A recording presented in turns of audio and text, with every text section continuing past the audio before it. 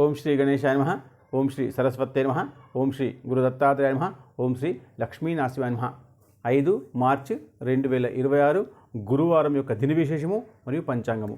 దిన విశేషం ఏంటంటే, మన ఇంట్లో ఎదిగిన అమ్మాయి ఉంటుంది, వివాహానికి ఉంటుంది, కానీ ఎప్పుడు కూడా సంబంధాలు చూస్తుంటే వద్దు అంటుంది, ఇప్పుడే వద్దు అంటుంది, ఇప్పుడే వద్దు, ఇలా సమయం దాటిపోతుంది. మనం అన్ని రకాలుగా సిద్ధంగా ఉంటాం, బలం కూడా ఉంటుంది, డబ్బులు కూడా ఉంటాయి, కానీ అమ్మాయి మాత్రం నో అంటుంది. దీనికి మంచి ఉపాయం ఉంది.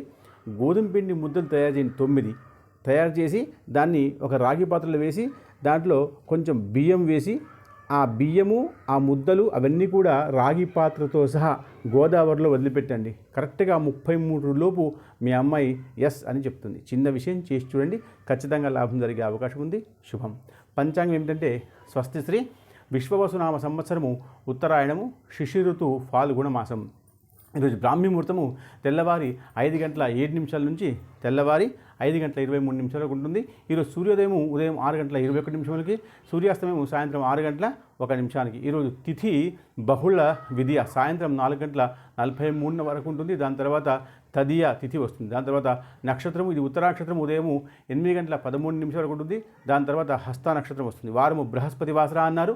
యోగము శూల, ఇది ఉదయం 7:53 వరకు ఉంటుంది. దాని తర్వాత గండ యోగం వస్తుంది. దాని తర్వాత కరణము, ఇది గర్జకరణము సాయంత్రం 4:43 వరకు ఉంటుంది. దాని తర్వాత మీకు వణజకరణము తెల్లవారి 5:03 వరకు ఉంటుంది. దాని తర్వాత శుభ సమయము, ఇది ఉదయం 9:15 నుంచి ఉదయం 10:15 వరకు ఉంటుంది.